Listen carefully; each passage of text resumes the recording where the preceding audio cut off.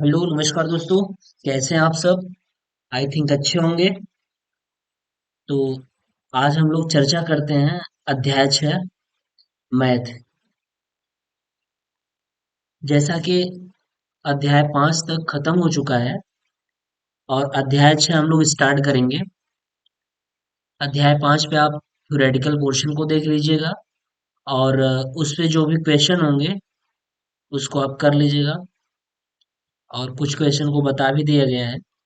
तो आज हम लोग अध्याय 6 की बात करेंगे। देखिए, अध्याय 6 में कुछ सेगमेंट ऐसे हैं जो कि आपके अध्याय 5 से मिल रहे हैं। तो उस सेगमेंट को यहाँ नहीं पढ़ाया गया है। जैसे इसमें भी संवर्ग वगैरह है और वो चीजें आपको अध्याय 5 में ही पढ़ा दिया गया था। जैसे इसमें आपका है संवरक नियम आ जाता है। इसमें संवरक नियम संवरक नियम है जो कि आपको अध्याय 5 में पढ़ाया जा चुका है। क्रम विनिमय नियम है। क्रम विनिमय नियम है और साहचर्य नियम है। इसको बोलते हैं एसोसिएटिव लॉ, साहचर्य नियम। तो ये सब सारी चीजें आपको अध्याय 5 में ही कंप्लीट करा दी गई है, तो इसलिए मैं इसको दोबारा न पढ़ा करके सीधा अध्याय 6 में जो चीजें मीन्स अध्याय 5 में जो चीजें नहीं पढ़ाई गई है वो अध्याय 6 में हम पढ़ाएंगे, उसको कंप्लीट करेंगे। ठीक है, ये चीजें आप देख लीजिएगा। अध्याय 5 में पढ़ाया गया है संवरक, क्रम विनिमय नियम, साचर नियम और पूर्णांक। ये सब सारी चीजें पढ़ाई जा चुकी हैं। ठीक है, हम यहाँ पे बात तो वही करेंगे, उसी चीज की बात करेंगे, उसी चीज की चर्चा करेंगे जो चीजें उसमें नहीं पढ़ाई गई हैं, क्योंकि बहुत सारी चीजें इससे मिल रही हैं। अध्याय 5 और अध्याय 6 में बहुत सारी चीजें मिल रही हैं। तो चलिए हम लोग देख लेते हैं। अध्याय 6 हमारा है पूर्णांक तथा परिमेय संख्याओं पर गणितीय संक्रियाएं तथा इनके प्रतिलोम। प्रतिलोम मतलब जानते हैं, उल्टा होता है। उल्टा यानी ये आपका जो चैप्टर है ना, ये उल्टा पे ही आधारित है, सारा उल्टे उल्टा होगा। अभी देखिएगा आप वीडियो में बने रहिए।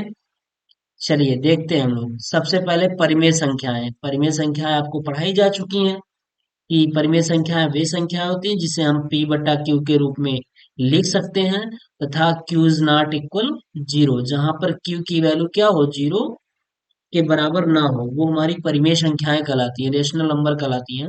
ठीक है, तो यहाँ वो मैटर नहीं है कि परिभाषा का। यहाँ पे ये चीज है, परिमेय संख्याओं से रिलेटेड क्वेश्चन रहेगा।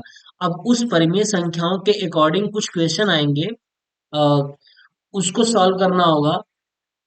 उसमें हम आपको बता देते हैं। जैसे देखिए, परिमेय संख्याओं में पहला है योगात्मक प्रतिलोम। पहला क्या है, ये चौथा पांचवें नंबर का है। इसके पहले वही जो चीज आपको बताई जा चुकी है, संवरक नियम, क्रम विनिमय नियम, साचर नियम, ये सब सारी चीजें थी। इसको हम छोड़ दिए हैं इसलिए क्योंकि अध्याय 5 में वो चीजें पढ़ाई गई है, सेम चीजें वही है। इसलिए हम स्टार्ट करते हैं योगात्मक प्रतिलोम, जो कि आपके एग्जाम में पूछा भी जाता है। ये फर्स्ट सेमेस्टर में भी पूछा जाता है, सेकंड सेमेस्टर में भी पूछा जाता है इससे।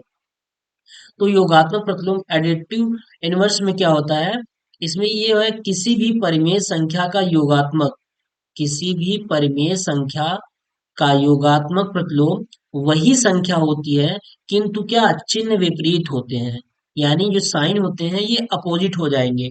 बस योगात्मक प्रतिलोम में यही रहेगा कि चिन्ह अपोजिट हो जाएगा, बाकी सारी चीजें वही रहेंगी। जैसे एग्जांपल के तौर पे आपको दिखाया गया है, ए का योगात्मक प्रतिलोम क्या हो रहा है, माइनस ए हो रहा है ना। ए का योगात्मक प्रतिलोम क्या हो रहा है, माइनस ए।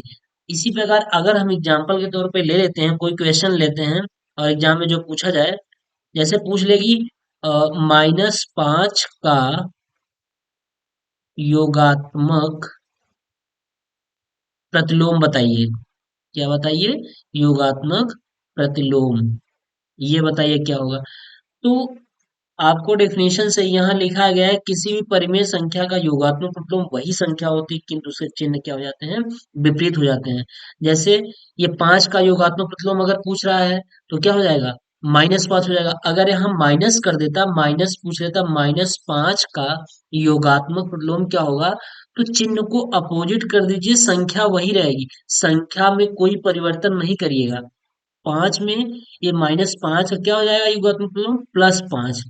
ठीक है, +5, प्लस लिखा नहीं जाता है, सीधा सीधा 5 हो जाएगा, है ना। तो योगात्मक प्रतिलोम क्या हो जाएगा, -5 का 5 हो जाएगा, 5 का -5 हो जाएगा, 7 का -7 हो जाएगा। जैसे 7 की बात कर ले, 7 का -7, 8 की बात कर ले या -8 की बात कर ले तो क्या हो जाएगा, 8 हो जाएगा। बस इतना ध्यान रहे, चिन्ह का क्या कर देना है, अपोजिट यानी चिन्ह परिवर्तन कर देना है। बस इतना ही रहेगा, बाकी सारी चीजें वही रहेंगी। सारी चीजों का करने का मतलब ये है कि जो उसका वैल्यू दिया रहेगा, वैल्यू नो चेंज। ठीक। अब सेकंड नंबर आता है गुणात्मक प्रतिलोम, जो कि बहुत ही इंपॉर्टेंट होता है ये गुणात्मक प्रतिलोम, मल्टीप्लिकेशन इनवर्स। गुणात्मक प्रतिलोम में होता क्या है कि कह रहा है किसी भी परिमेय संख्या का गुणात्मक प्रतिलोम उस संख्या का व्युत्क्रम यानी उल्टा होता है। क्या होता है, उल्टा होता है। जैसा कि हम अभी बता चुके हैं, ये जो हमारा अ, अध्याय ही है, ये उल्टा वाला है, ये है माइनस का प्लस करेगा, प्लस का माइनस करेगा, 1/2 करेगा, 2 का 1/2 करेगा, बस यही करेगा ये अध्याय वाला। तो मल्टीप्लिकेशन इनवर्स में क्या होगा, किसी भी परिमेय संख्या का गुणात्मक प्रतिलोम उस संख्या का व्युत्क्रम होता है यानी उल्टा होता है। जैसे अगर हम यहाँ आपको बताया भी गया है कि a का गुणात्मक प्रतिलोम क्या होगा, 1/a। 1/a का क्या होगा, a होगा। जैसे अगर हम बात कर ले, पूछ लें आपसे 7 का गुणात्मक प्रतिलोम बताइए, गुणात्मक प्रतिलोम, तो क्या बताएंगे आप लोग, बताइए। 7 का गुणात्मक प्रतिलोम क्या हो जाएगा, प्रतिलोम, तो 7 का गुणात्मक प्रतिलोम हो जाएगा 1/7, उल्टा हो जाएगा। अगर -7 का पूछे तो देखिए, -7 का पूछे तो माइनस से कोई मतलब नहीं है, बस केवल यहाँ पे चिन्ह से नहीं मतलब है, यहाँ पे आपको उस संख्या से मतलब है, संख्या उल्टी हो जाएगी, बाकी सारी चीजें वही रहेंगी, यानी माइनस प्लस जो भी है वो चीजें वही रहेगी। जैसे अगर यही ये -7 कर दे तो आप ये कर देते आप 1/-7, या फिर -1/7, बोथ आर इक्वल, ये दोनों एक ही है, समान है। जैसे अगर हम बात कर ले -8, -8 या +8 की बात कर ले, तो 8 का गुणात्मक प्रतिलोम क्या हो जाएगा, 1/8 हो जाएगा। अगर यहाँ माइनस लगा होता, जैसे -10 की बात कर लेंगे तो 1 बटा क्या हो जाएगा, -10 कर लीजिए, या फिर -1/10 कर लीजिए। ठीक है। ऑप्शन में अगर ये बहुविकल्पी में पूछेगा तो ऑप्शन में ऐसा नहीं देगा कि 1/-10, एक ऑप्शन, और दूसरा ऑप्शन ऐसा नहीं देगा कि -1/10, नहीं ऐसा नहीं देगा, है ना। इस चीज से कंफ्यूज मत होइएगा। अ, जो भी देगा इन दोनों में से एक ही ऑप्शन देगा, है ना। तो इस चीज को ध्यान रखिएगा। ये गुणात्मक प्रतिलोम हुआ, बस करना क्या है, संख्या को उलट देना है बस, बाकी साइन सहित जो भी साइन रहेगा वो रहेगा ही रहेगा, माइनस है तो माइनस रहेगा, प्लस है तो प्लस रहेगा।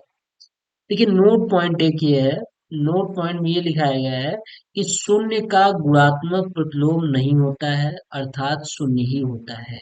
आप बताइए, शून्य का उल्टा क्या करेंगे, कैसे कर लेंगे।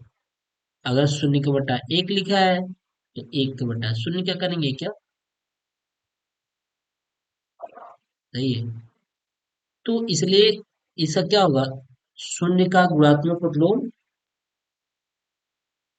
शून्य ही होता है, यानी शून्य का गुणात्मक प्रतिलोम होता ही नहीं। ठीक। तो बस इस चैप्टर में यही 3-4 चीजें इंपॉर्टेंट हैं। बाकी और सहचर नियम और संवरक नियम, क्रम विनिमय नियम, ये सब सारी चीजें पढ़ाई जा चुकी हैं पिछली क्लास में, आप उसको देख लीजिएगा।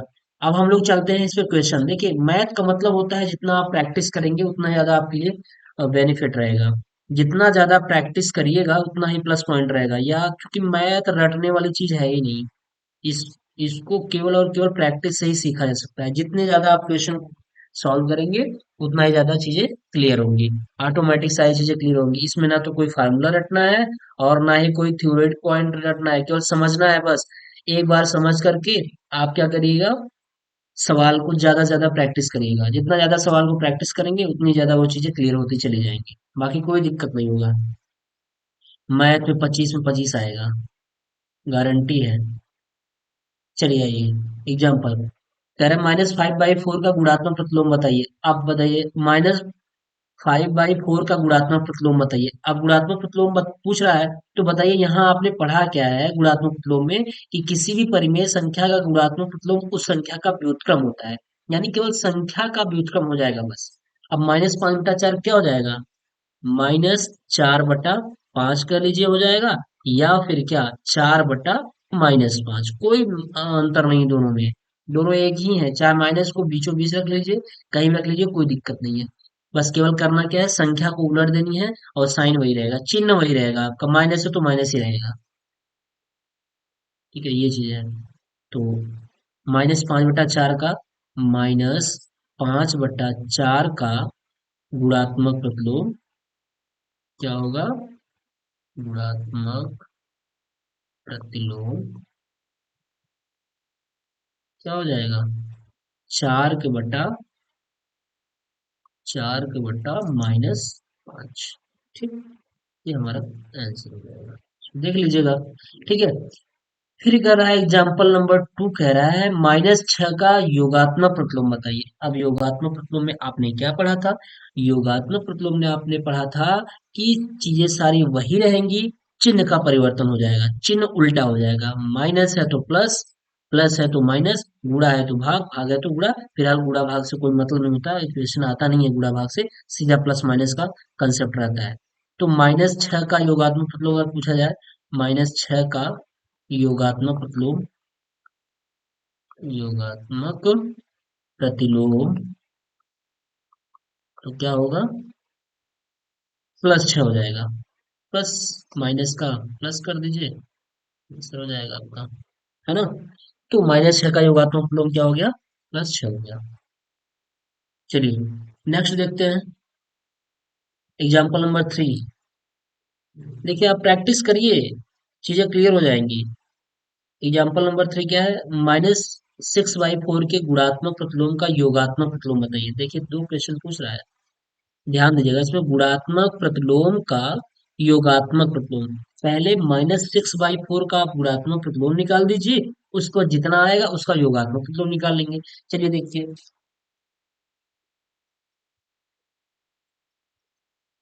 सबसे पहले -6/4 का गुणात्मक गुणात्मक प्रतिलोम, गुणात्मक प्रतिलोम, -6/4 का गुणात्मक प्रतिलोम क्या होगा? गुणात्मक प्रतिलोम में सीधा जो अंक रहेगा वही उलट जाएगा, संख्या उलट जाएगी, यानी क्या हो जाएगा? 4/-6 हो जाएगा। यानी आप कह सकते हैं 4/6, यानी -4/6, ये हो जाएगा। अब कह रहा है गुणात्मक प्रतिलोम का योगात्मक प्रतिलोम, यानी ये जो आया है ये वाला, अब इसका योगात्मक प्रतिलोम पूछ रहा है, इसका नहीं, -6/4 का नहीं, -4/6 का, यानी -6/4 का गुणात्मक प्रतिलोम जो आपने कर दिया है, जो आंसर एक आ गया है, अब उसका पूछ रहा है कि उसका योगात्मक प्रतिलोम क्या होगा। तो लिख लीजिए -4/6 का योगात्मक योगात्मक प्रतिलोम, योगात्मक प्रतिलोम, इसका योगात्मक प्रतिलोम जो हम निकालेंगे ना, तो क्या होगा? अब योगात्मक प्रतिलोम के कंसेप्ट को आप समझिए। योगात्मक प्रतिलोम के कंसेप्ट में क्या था, कि संख्या हमारी सारी वही चीज रहेंगी, यानी जो भी नंबर्स दिए हैं, नंबर्स में कोई परिवर्तन नहीं, उल्टा नहीं होगा नंबर्स, केवल साइन उल्टा हो जाएगा, बस चिन्ह उल्टा हो जाएगा। -4/6 है तो केवल ये क्या हो जाएगा, माइनस का क्या हो जाएगा, प्लस हो जाएगा, यानी 4/6 हो जाएगा। फाइनली आंसर ये आएगा आपका। ऑप्शन में ये भी दिया रहेगा, ये भी दिया रहेगा, ध्यान रखिएगा, ऑप्शन में दोनों दिया रहेगा, -4/6, 4/6, 6/4, ऐसे दिया रहेगा। लेकिन आपका क्या होगा? 4/6 होगा, यानी +4/6, ये आंसर हो जाएगा। ठीक, क्योंकि इसमें दो क्वेश्चन पूछ रहा था, फर्स्ट सेमेस्टर में ऐसा क्वेश्चन आया था कि एक चीज का दो चीज पूछा गया था, यानी उसका डबल बार पूछा गया था, लेकिन बहुत सारे लोगों ने गलती कर दिया जल्दी जल्दबाजी के चक्कर में, और एक ही बार उसका निकाल करके और आंसर अवश्य मैच करेगा, क्योंकि वो एग्जामिनर जानता है कि आप कहाँ कहाँ गलती कर सकते हैं। इसलिए वो ऐसे आंसर अवश्य बनते हैं जहां तक आप सोच सकते हैं वो सारी चीजें बन जाती हैं। तो इस चीज को ध्यान रखिएगा, -6/4 का एक गुणात्मक निकालिएगा, -4/6 हो जाएगा। ठीक, अब -4/6 का यहाँ से योगात्मक निकाल दीजिएगा, योगात्मक मतलब में क्या हो जाएगा कि माइनस का प्लस हो जाएगा, बाकी सारी चीजें वही रह जाएगी। ठीक, चलिए नेक्स्ट देखते हैं। नेक्स्ट में क्या है, -4/9 का गुणात्मक प्रतिलोम क्या होगा, कह रहा है -4/9 का गुणात्मक प्रतिलोम। तो गुणात्मक प्रतिलोम में क्या, वही उल्टा कर दीजिए, अंक उल्टा कर दीजिए, साइन वही रह जाएगा, इसको आप लगा लीजिएगा। ठीक, अब देखिए एग्जाम्पल 5 कह रहा है, बहुत अच्छा सवाल है, और सवाल में भी पूछा जा सकता है। ये जब भी पूछा जाएगा तो लघु उत्तरी में पूछा जाएगा, अति लघु उत्तरी और बहुविकल्पी में बहुत मुश्किल है, लेकिन जब भी पूछा जाएगा तो ये लघु उत्तरी में ही पूछा जाएगा। तो देखिए इस चीज को, कह रहा है यदि किसी परिमेय संख्या का अंश उसके हर से दो कम है। हाँ, यदि किसी परिमेय संख्या का अंश उसके हर से दो कम है, दो कम है, यदि उसके अंश और हर में एक जोड़ दिया जाए तो नई संख्या का मान 3/4 हो जाती है। संख्या ज्ञात कीजिए। बहुत सही क्वेश्चन है। कह रहा है किसी परिमेय संख्या का अंश उसके हर से दो कम है। सबसे पहले मुझे तो ये पता होना चाहिए कि हमारी अंश और हर क्या है। तो देखिए इसमें थोड़ा सा मानना पड़ेगा कि मान लीजिए कि माना हमारा अंश क्या है x और हर क्या है y। तो दैट मीन्स आप कह सकते हैं, माना परिमेय संख्या, सीधा सीधा मान लीजिए, यहाँ कह लीजिए माना, माना अंश x और हर क्या है, हर क्या हो जाएगा y। जब हर y हो जाएगा तो हमारा परिमेय संख्या क्या बन जाएगा, ओवरऑल। तो परिमेय संख्या हमारा बन जाएगा, परिमेय संख्या बराबर x/y हो गया। ठीक, मिला के x/y हो गया। यदि किसी परिमेय संख्या का अंश उसके हर से दो कम है, कौन कम है, अंश कम है, ध्यान रहे ये दो कम है। लेकिन जब हम समीकरण को बराबर करते हैं ना, जो कम रहता है या उसमें जोड़िए, या फिर जो ज्यादा है उसमें से उसको घटा दीजिए अपना संख्या। तो देखिए कह रहा है कि परिमेय संख्या का अंश उसके हर से दो कम है, अर्थात परिमेय संख्या का जो अंश है ये हर से, इससे ये दो कम है, ये दो कम है। तो इसको अगर आप दो कम कम कर देंगे तो ये चार कम हो जाएगा। इसको कम नहीं करना है, इसमें या तो दो जोड़ दीजिए या फिर इसमें दो घटा दीजिए, तब जाके बराबर होगा। तो बराबर करने के लिए इसमें हम जो हर दो दो ज्यादा था इसको हम घटा दिए हर में। तो क्या हो गया, यक्स बराबर क्या आ गया, y-2। यक्स बराबर y-2, ये इक्वेशन मान लीजिए आप फर्स्ट हो गया। ठीक, अब क्या कह रहा है, यदि उसके अंश और हर में एक जोड़ दिया जाए, किसके, परिमेय संख्या के, इसके, समीकरण एक हो चुका है, अब समीकरण दो बनाना है। सेकंड पोजीशन क्या कर रहा है, ये तो आपका फर्स्ट पोजीशन हो गया। सेकंड पोजीशन क्या कर रहा है, यदि उसके अंश और हर में एक जोड़ दिया जाए, यानी अंश में भी आप एक जोड़ दीजिए, यक्स में भी आप एक जोड़ दीजिए, और हर में भी क्या कर दीजिए, एक जोड़ दीजिए। ठीक, जोड़ दिए हम, जैसा कह दिया। तो नई संख्या का मान कितना हो जाता है, 3/4 हो जाता है। जब एक जोड़ने पर जोड़ते हैं तो नई संख्या की वैल्यू कितनी आती है, 3/4 आ जाती है। ठीक, अब नई संख्या का मान कितना प्राप्त हो जाता है, 3/4। जब 3/4 प्राप्त हो जाता है, अब यहाँ से हमें एक समीकरण मिल चुका है, हमें दूसरा समीकरण फाइंड करना है। तो दूसरे समीकरण के लिए क्या होगा, क्रॉस मल्टीप्लीकेशन आप जानते होंगे, तिर्यक गुणा करना। तिर्यक गुणा कर दीजिए, तो हो जाएगा 4 का गुणा हो जाएगा x+1 में, और बराबर 3 का गुणा हो जाएगा y+1 में। गुणा करा दीजिए, 4x हो जाएगा, और प्लस 4 का 4, बराबर कितना, 3y, और प्लस कितना, 3 का 3। तो चर वैल्यू को एक तरफ कर दीजिए, अचर वैल्यू को एक तरफ। चर वैल्यू का मतलब ये होता है जिसमें एक्स वेरिएबल्स हो, एक्स और वाई हो, ये चर हो जाएगा। और अचर मतलब जिसे कांस्टेंट वैल्यू, या 4 है 3 है, ये कांस्टेंट वैल्यू है। तो चलिए हम कर लेते हैं क्या, 4x, यहाँ सॉल्व कर लेते हैं, 4x, और ये y को इधर ला दीजिए, ये प्लस है तो इधर आएगा पक्षांतर करेंगे तो ये -3y हो जाएगा। और बराबर 3 को उधर रहने दीजिए, 4 को इधर लेके चले जाइए, माइनस क्या हो जाएगा, 4 हो जाएगा। तो 4x-3y बराबर 3 - 4, इसको ये हो जाएगा 4x - 3y इक्वल टू 4 में से 3 गया, 1 -1, कितना, -1। ये हमारा इक्वेशन सेकंड बन गया। अब बताइए इक्वेशन फर्स्ट क्या बना था, इक्वेशन फर्स्ट ये कह रहा था x equal to y minus two था, और इक्वेशन सेकंड ये हमारा हो गया। तो हम ऐसा कर लेते हैं कि इक्वेशन फर्स्ट के वैल्यू को ले आकर के हम इक्वेशन सेकंड में रख देते हैं। जब समीकरण फर्स्ट में, सॉरी, समीकरण फर्स्ट का मान समीकरण सेकंड जब रखेंगे तो वहां से एक एक पद में आ जाएगा। जैसे x बराबर वाई माइनस टू रख देंगे, यानी x की जगह हम क्या रखेंगे, देख लीजिए यहाँ पे, समीकरण एक का मान यहाँ लिख लीजिए, समीकरण एक का मान समीकरण इसमें दो में रखने पर, समीकरण दो में रखने पर, तो समीकरण एक क्या है, 4, समीकरण एक क्या था, समीकरण एक यहाँ लिख लीजिए थोड़ा सा, x इक्वल टू क्या था, y-2, यानी x की जगह क्या रखेंगे, y-2 रखेंगे, तो यहाँ हो जाएगा y-2, और माइनस क्या हो जाएगा, 3y इक्वल टू कितना, -1। तो यहाँ ओवरऑल अब आगे लिख देंगे हम, 4 का गुणा करा दीजिए, तो कितना हो जाएगा, 4y -4 दूनी 8, माइनस कितना हो जाएगा, 3y बराबर -1। अब देखिए 4y में से 3y घट जाएगा, तो कितना आ जाएगा, y आ जाएगा, y -8 बराबर कितना, -1। 8 को उधर लेके चले जाइए, तो y की वैल्यू कितनी आ जाएगी, y इक्वल टू -1 और +8 हो जाएगा।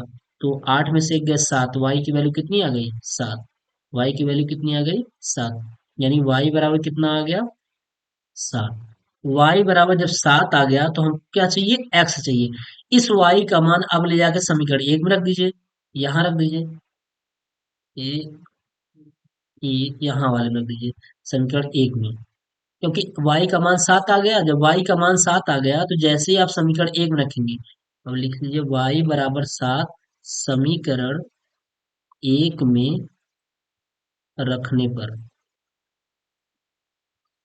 रखने पर, समीकरण एक में रखने पर, तो x बराबर y की वैल्यू कितनी आई, 7, 7 - 2, तो x की वैल्यू कितनी हो गई, 7 - 2 गए 5, हो गया ना, x की वैल्यू आ गई 5, x की वैल्यू कितनी आ गई, 5 आ गई, और y की वैल्यू कितनी आ गई, 7। तो अब मुझे बताइए परिमेय संख्या कितनी हो जाएगी, तो यहाँ लिख देंगे परिमेय संख्या बराबर कितना, x बटा वाई माने थे हम, परिमेय संख्या x बटा वाई कितना हो जाएगा, x का मान 5 और y का मान 7, यही हमारा फाइनली आंसर हो जाएगा। ठीक है, आपको देखने में लग रहा होगा बहुत बड़ा है, ऐसा कुछ नहीं है, आपको समझाने के लिए इतना बड़ा मेथड कर दिए, इतना स्टेप कर दिए, अदरवाइज आप कैलकुलेशन जितना आप शॉर्ट करेंगे उतने ये शॉर्ट में आ जाएगा। मुश्किल से 5-6 लाइन का होगा एग्जाम में, आप इतना बड़ा नहीं करिएगा कि आपको समझाने के लिए इतना बड़ा हो गया है। ठीक है, तो ये था, यही पूछ रहा था कि संख्या ज्ञात कीजिए, तो हमारी संख्या क्या हो जाएगी, 5/7, यही हमारी संख्या हो जाएगी, परिमेय संख्या हो गई 5/7। ठीक, ये रहा। ठीक है, अगला सवाल देखिए, कह रहा है दो परिमेय संख्याओं का गुणनफल -8/11 है। यदि इनमें से एक संख्या -4/3 है तो दूसरी संख्या ज्ञात कीजिए। सॉरी, दो परिमेय संख्याओं का गुणनफल -8/11 है। ठीक, यदि इन इसमें से एक संख्या -4/3 है तो दूसरी संख्या ज्ञात कीजिए। देखिए परिमेय संख्याओं का गुणनफल दिया हुआ -8/11, इसमें से एक परिमेय संख्या दिया है, दूसरी परिमेय संख्या पूछ रहा है। तो ऐसे सवाल में आप मान लीजिए कि माना एक परिमेय संख्या दिया है, दूसरी परिमेय संख्या x है ना, जब x मान लेंगे तो बस उसका मल्टीप्लाई ही तो कराना है, केवल क्या कराना है, उसका मल्टीप्लाई कराना है, मल्टीप्लाई आप करा दीजिए, बात खत्म हो जाएगा। तो चलिए हम मान लेते हैं, सॉल्व करते हैं इसको।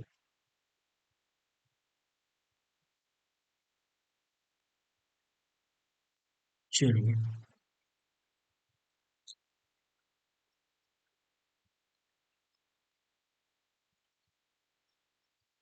सवाल करा दो परिमेय संख्याओं का गुणनफल इतना है, -8/11 है, यदि इनमें से एक परिमेय संख्या इतना है तो दूसरी परिमेय संख्या ज्ञात कीजिए। तो मान लीजिए, माना माना दूसरी परिमेय संख्या बराबर x है।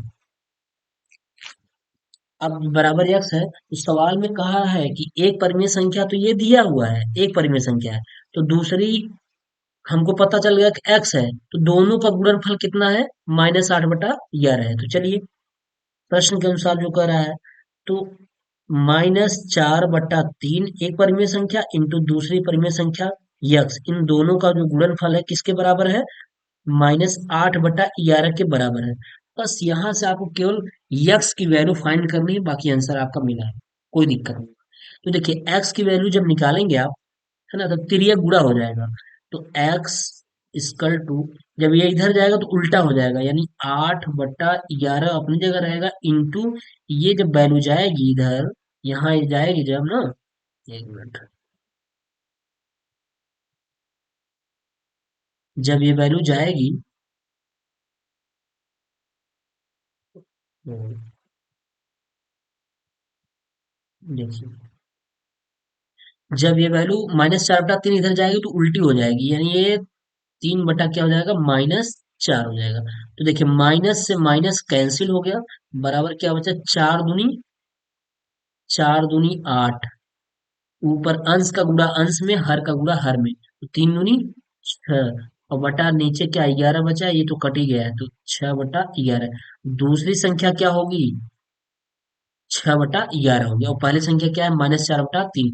अगर हमें उत्तर की जांच करनी है, चलिए उत्तर की जांच करके हम बताते हैं आपको। अगर उत्तर की जांच करनी है, उत्तर की जांच, उत्तर की जांच करते हैं, उत्तर की जांच करनी है, तो -4/3 और 6/11 इन दोनों को गुणा करने पे वैल्यू हमारी कितनी आनी चाहिए, -8/11 आना चाहिए। गुणा करके देखिए क्या आ रहा है आंसर। चलिए, क्योंकि सवाल में कह रहा था कि पहली संख्या और दूसरी संख्या गुणा करने पर दोनों गुणनफल -8/11 प्राप्त होता है।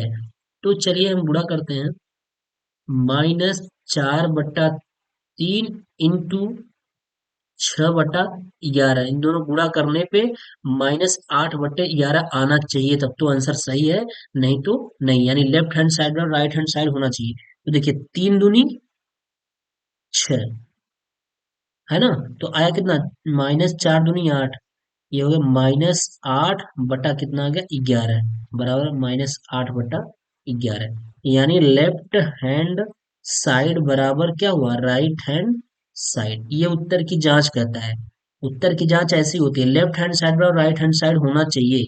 ठीक, ये रहा, बहुत सिंपल सवाल है, बस सवाल को समझना है कि दो परिमेय संख्या का गुणनफल -8/11 है, यानी कोई दो परिमेय संख्या है जिसको गुणा करने में -8/11 प्राप्त होता है।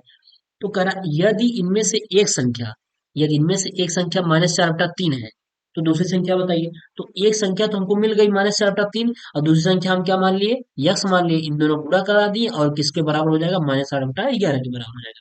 बस यहाँ से एक्स की वैल्यू निकाल, आंसर हो जाएगा। ठीक है, चलिए अगला देखते हैं, नेक्स्ट।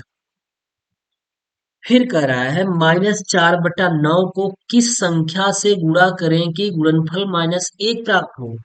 तो भैया ऐसे सवाल को किस संख्या से गुणा करें, तो मान लीजिए कि हम माना x से गुणा करेंगे, हम माना, हम संख्या क्या मान ले, संख्या हम मान ले यक्स, कि हम यक्स से गुणा करेंगे। चलिए इसको भी देखते हैं।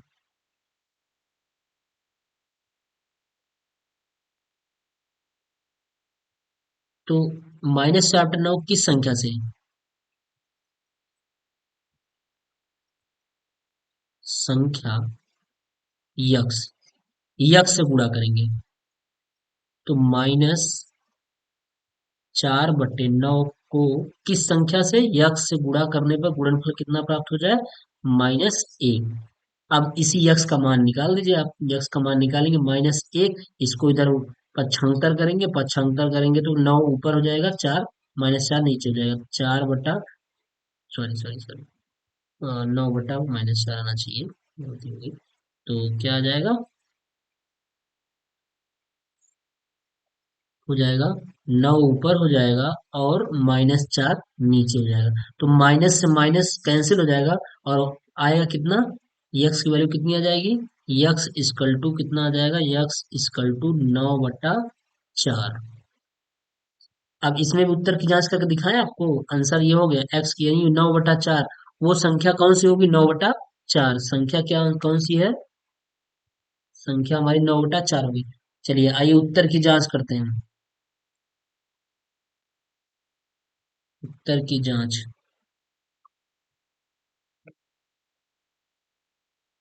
उत्तर की जांच करते हैं। उत्तर की जांच में यक्स यानी इस संख्या का और इस संख्या का क्या कर दें, गुणा करने पे -1 होना चाहिए। चलिए, -4/9 इंटू 9/4 बराबर किसके आना चाहिए, -1 के बराबर आना चाहिए। चलिए करते हैं गुणा, 4 से 4 कैंसिल, 9 से 9 कैंसिल, -1 बराबर -1, यानी क्या, left hand side equal to right hand side. ये हमारा आंसर, ये हमारे उत्तर की जांच होगी। ठीक, तो ये रहा सवाल, सवाल ये सब पूछे जाते हैं फिलहाल। अभी तो इसके पहले नहीं आया है, मीन्स 1-2 साल नहीं आया है, लेकिन सवाल पूछा जा सकता है। और ये कैलकुलेशन अच्छी होनी चाहिए, कैलकुलेशन इज मोस्ट इम्पोर्टेंट हो जाता है ऐसे सब सवालों के लिए। जितना ज़्यादा आपका कैलकुलेशन अच्छा रहेगा, उतना टाइम की बचत होगी और उतनी आसानी से आप सवाल को सॉल्व कर लेंगे। चलिए अगला देखते हैं क्या है। एग्जाम्पल नंबर 8 है, उदाहरण नंबर 8 है, -7 और 6 के ठीक बीच परिमेय संख्या है। देखिए, ये नया सवाल है थोड़ा सा, -7 और 6 के ठीक बीच परिमेय संख्या है। तो इसके लिए एक फार्मूला बनता है आपका, वो फार्मूला देख लीजिए क्या है। फार्मूला,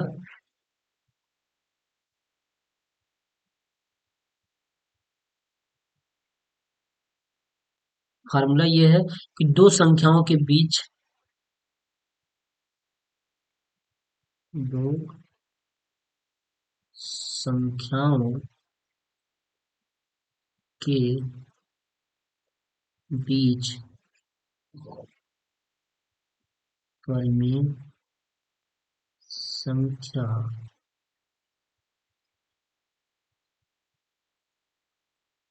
निकालना। दो संख्या है, तो आप यहाँ सीधा लिखेंगे क्या, इसके लिए सीधा हमारा जाएगा, चाहे आप एक्स वाई लिख लीजिए या फिर x1 y1 लिख दीजिए। तो आप सीधा सीधा लिखिए एक्स प्लस वाई, एक संख्या एक्स होगी दूसरी संख्या वाई होगी, और बटा क्या हो जाएगा, 2। अब जो संख्या रहेगा उसी को हमको लिख देना होगा। ठीक, तो चलिए, अब संख्या क्या दिया है, दिया है -7 और प्लस एक संख्या क्या दिया है, 6 बटा कितना, 2। तो 7 में से 6 गए कितना, -1/2। बस यही हमारी आंसर हो जाए, है ना। अगर कह दे 8 व 18 के बीच परिमेय संख्या, तो क्या करेंगे, 8 प्लस 18 लिखेंगे बटा 2 करेंगे, 18 × 8 26/2। कितनी परिमेय संख्या हो जाएंगी, 13 परिमेय संख्याएं हो जाएंगी। ठीक है, ये इसका फार्मूला है, फार्मूले को आप लिख लीजिएगा यहाँ से, ये है फार्मूला, ये फार्मूला है हमारा।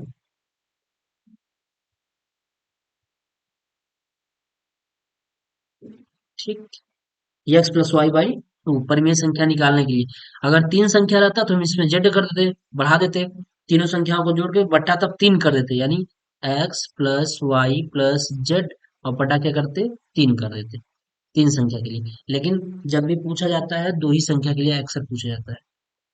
ठीक है, तो ये हमारा रहा अध्याय 6। अध्याय 6 में इतने ही इम्पोर्टेंट है, अगर कुछ सवाल और भी इम्पोर्टेंट होगा तो मैं देख लूंगा और उसको मैं आपको सवाल को करवा दूंगा, भाई कोई दिक्कत नहीं होगा। अध्याय 6 भी बहुत ज्यादा नहीं है, बाकी और जो भी था वो चीजें आप अध्याय 5 में पढ़ चुके हैं। जैसे आप संवरक नियम, क्रम विनिमय नियम, सहचर नियम, ये सब सारी चीजें आप पहले ही पढ़ चुके हैं। ठीक है, तो अध्याय 6 में जो इम्पोर्टेंट पॉइंट है वही मैं आपको लाया हूँ। इस पे आप बुक को उठाइएगा, सवाल को लगाइएगा। अगर कहीं से कोई प्रॉब्लम होगा तो आप कमेंट अवश्य करिएगा। ठीक है। बाकी अ, जो भी इम्पोर्टेंट चीज़ रहेंगी यहाँ से प्रोवाइड कराई जा रही है। अब देखते हैं, अगर कुछ इम्पोर्टेंट सवाल इसमें और लगेंगे जो अलग पैटर्न के होंगे, उसको भी आपको करा दिया जाएगा। अदरवाइज अध्याय अध्याय 7 स्टार्ट किया जाएगा, जो कि वेरी मोस्ट इम्पोर्टेंट है। वहां से आपका खूब क्वेश्चन पूछा जाता है। अध्याय 7 में आपका संख्या बहुत इम्पोर्टेंट चैप्टर होता है।